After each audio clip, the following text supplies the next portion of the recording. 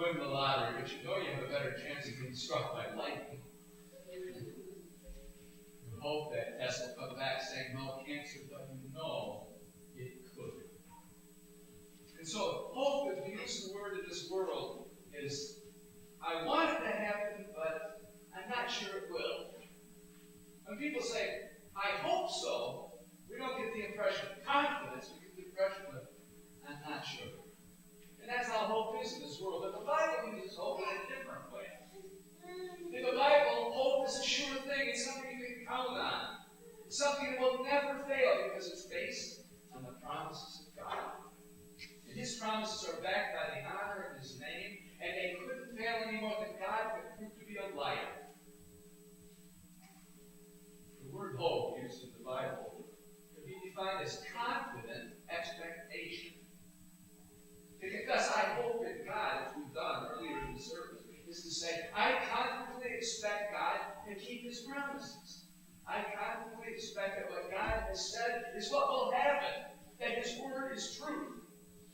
Jesus said, heaven and earth will pass away, but my words will not pass away.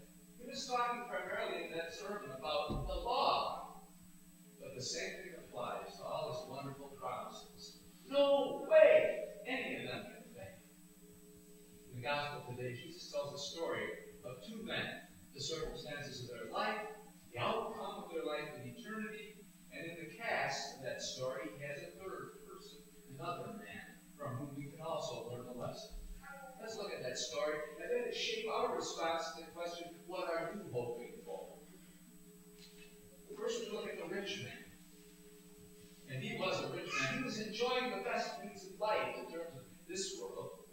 He dressed like a king, purple and fine linen. Only kings could afford purple, but apparently this man was rich enough, so he could have purple. And fine linen, no homespun next to his skin. Cool, fine linen.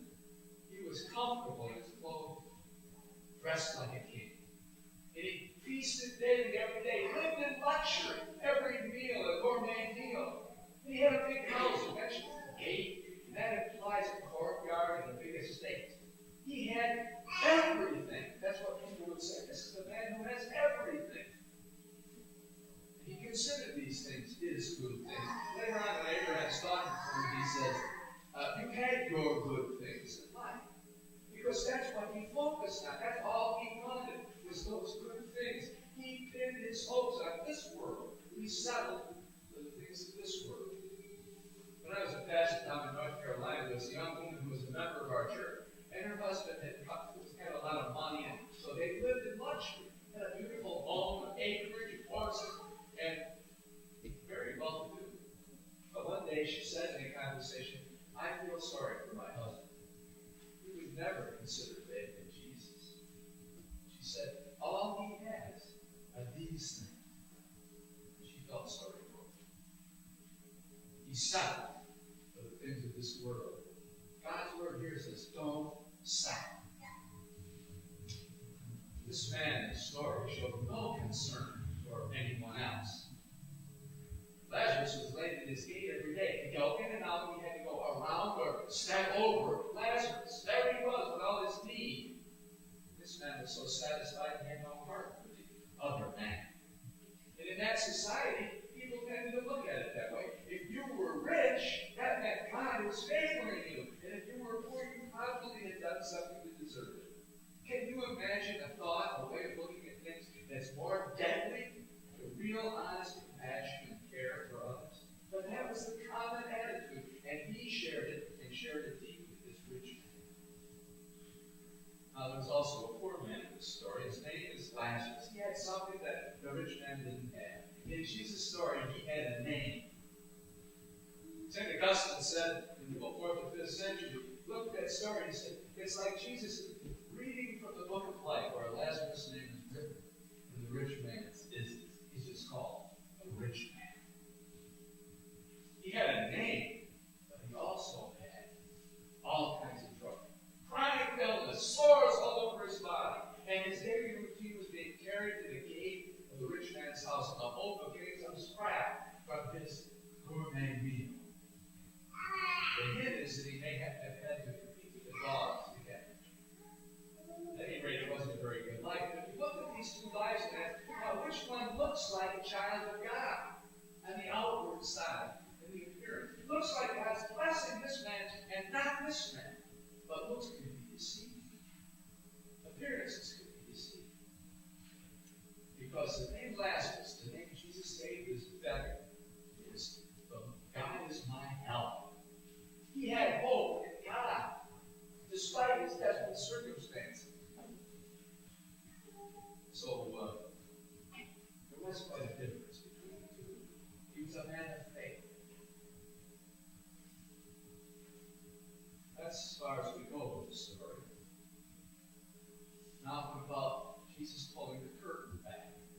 showing us what happens in eternity. He tells us that both men die, but the eternal outcome of their lives is the contrast. One man gets the best seat in the house of paradise in heaven. Jesus pictures heaven as a banquet. And Abraham, the father of the nation, is the host at the heavenly table. And there's Lazarus at his side, right close to him, the seat every believing Jew wanted in heaven. The place of greatest honor, next to Abraham. And there he was. The rich man, on the other hand, is looking up at the flames of hell and saying, please send him down. Send Lazarus down and give me a drink, or at least just a touch of water. Lazarus had the best seat because he was a man who trusted in God. His faith was the most important thing he had. Lazarus was ushered to that privileged seat by angels themselves. On the other hand, Jesus says about the rich man also died and was buried. Must have been an elaborate funeral, don't you think? A rich man, a lot of important people, rich people, connected people came to his funeral. A lot of money would have been spent at making a big show of it. But that was mad. When he turns back to curtain, we see this man, he's suffering. He's in pain and he's begging for mercy. He doesn't even ask for a scrap from Abraham's table. Just let Lazarus touch his finger in water and touch my tongue. Any little relief will be so welcome. Abraham says, nothing doing. You can't pass from here to there.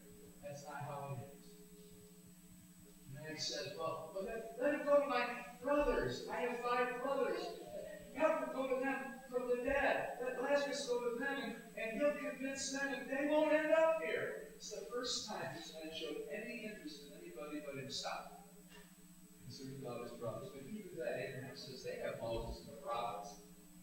Let them hear that. The written word of God. They're not listening to the written word of God. They're ignoring it, putting their own way, going after the things of this world, and that's it. And so, Abraham says that won't work. He says, but somebody comes from the dead, then they'll listen. And I think there's irony in Jesus' words when he puts these words in the mouth of Abraham. He says, if they don't listen to Moses and the prophets, if they don't listen to God's word, they won't even be convinced that somebody rises from the dead. And we know somebody did. Jesus did. He died an excruciating death for our sins, made himself a sacrifice. But then he rose, conquering death, paying for our sins, opening the gate of heaven to us, sending the Spirit to us to convince us that Jesus is the one, that he did rise from the dead, and the eternal things are more important than the things of this world, that what God has to offer is more lasting than anything we can accumulate. This man wanted relief at Lazarus' expense, and wanted to witness to his brothers, but in both cases, he was refused. What are we supposed to learn from this story?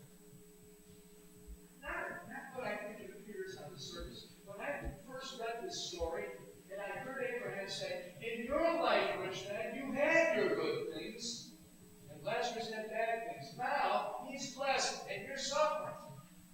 It sounds on the surface like being poor is a virtue, and being rich is a sin. But that's not the message. That's not the point. You know how I know?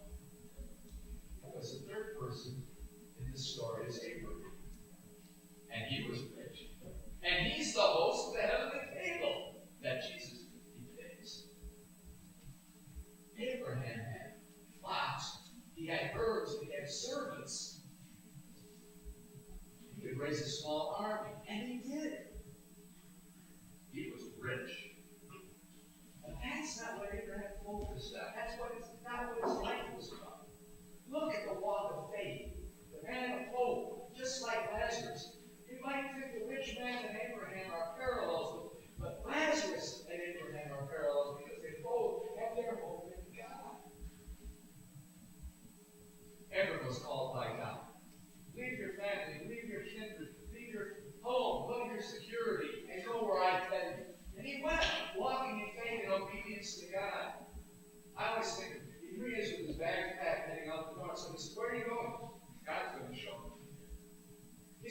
by faith because God said go.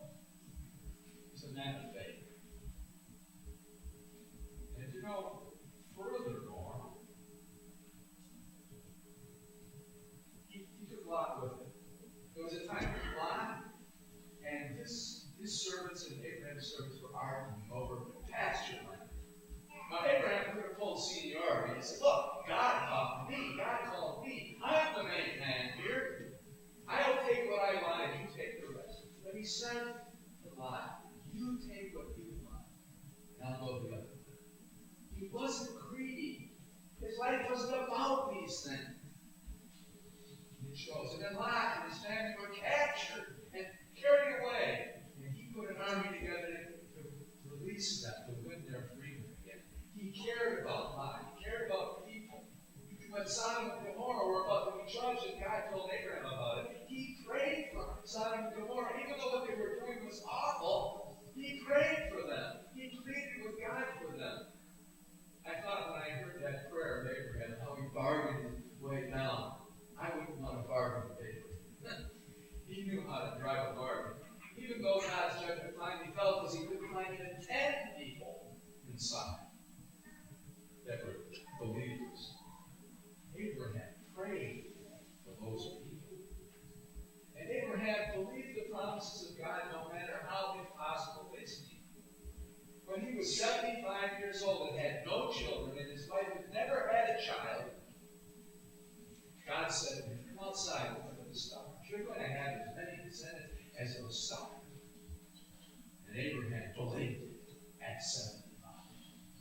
And then he waited 20-some years. And God came back, almost 25 years. And God said to him, next year at this time, Sarah's going to have a son. That's the son I promised you. Sarah was 90. And Abraham believed God. He believed the promises of God, no matter how impossible it seemed. And he got that son. And all his hopes were pinned on Isaac. And then God said, I want you to sacrifice that boy when he was about a teenager. He said, I'll show you the hill to go to. I want you to sacrifice your son. Abraham packed up and went. He built an altar and put the wood on it, bound his son, put him on it, took out the knife and raised it with every intent of plunging it down. And God said, stop. He was obedient to God. God said, now I know. Well, God knew. But now Abraham knew. And now we know what a faithful man Abraham was. How obedient and trusting he was. Ready to sacrifice even his son. There was a time when he conquered 4 kings and they were dividing the spoil. And he told his men, go ahead, help yourself, but I don't want any. I don't want anybody to say they made me rich. If I'm rich, it will be because God made me rich. His focus was on God, not on his riches. Just as the focus of this Lazarus in the story was on God. That's what Abraham has to teach us. Paul has some words to say in our epistle, too. He says the love of money is the root of all kinds of evil. Not money itself, but the love of money. If you're rich, you want to get richer. And that's the main thing in your life. It's a pit to fall. If you're poor, then money is the solution. All I need is money. You're making the same mistake. You're missing the point. See, one day the game of this world will be over. And God will come and fold up the board. And all that money, every bit in the world, will be useless. When we face God,